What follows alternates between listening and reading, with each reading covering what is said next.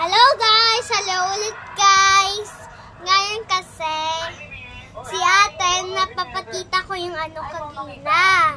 Kasi napatita ko din kay mama. Dapat maganda daw. Ngayon, meron na papatulo. Diba? O marunong na kayong assignment, dapat bawal pa. Kasi sa bata lang yung nagagawa. Kasi dapat bawal malate yung teacher namin. Bawal din namin pagalitan. Kasi mabait yung teacher namin ng bibigyan star. Pagod-pagod siya sa school eh.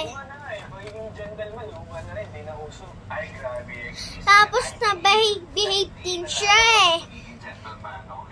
Tapos napapalaro niya kami sa school. Diba, meron din kaming playground. Tapos napakakantin kami. Pwede naman. Pero sa lilingan lang namin. Diba? Ngalan, wag mali teacher namin kasi pagod-pagod siya. Kaya, kangalan namin, behave. Ngayon kasi,